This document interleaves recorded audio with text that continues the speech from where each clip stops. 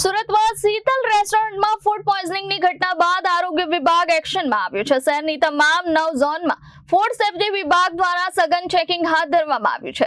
330 hotel રેસ્ટોરન્ટની તપાસ કરવામાં આવી છે, જ્યારે નિયમોના ઉલ્લંઘન બદલ 208 નોટિસ ફટકારવામાં આવી છે। 17 હોટલ રેસ્ટોરન્ટને બંધ કરાવવામાં આવ્યા છે અને કુલ 4,70,000 રૂપિયાનો દંડ વસૂલવામાં આવ્યો છે। શીતલ રેસ્ટોરન્ટમાં ફૂડ પોઈઝનિંગની ઘટના બાદ સુરત મહાનગરપાલિકાના આરોગ્ય અને ફૂડ સેફ્ટી વિભાગે શહેરભરમાં કાર્યવાહી તેજ કરી છે। સુરતના તમામ 9 ઝોનમાં હોટલ અને રેસ્ટોરન્ટનું સઘન ચેકિંગ હાથ ધરવામાં આવી રહ્યું છે। ફૂડ સેફ્ટી વિભાગની ટીમોએ અત્યાર સુધીમાં 330 હોટલ રેસ્ટોરન્ટની તપાસ કરી છે। ચેકિંગ દરમિયાન ખાદ્ય ગુણવત્તા, સ્વચ્છતા અને ફૂડ સેફ્ટીના નિયમોનું ઉલ્લંઘન કરનાર 208 એકમોને નોટિસ આપવામાં આવી છે, જ્યારે નિયમોનો ગંભીર રીતે ભંગ બદલ કુલ 4,70,000 રૂપિયાનો દંડ પણ વસૂલ કરવામાં આવ્યો છે।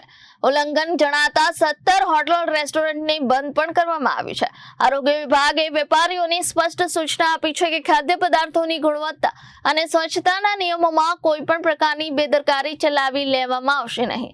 આગામી દિવસોમાં પણ શહેરભરમાં ફૂડ સેફ્ટી ચેકિંગ અને કાર્યવાહી યથાવત રહેવાની શક્યતા છે।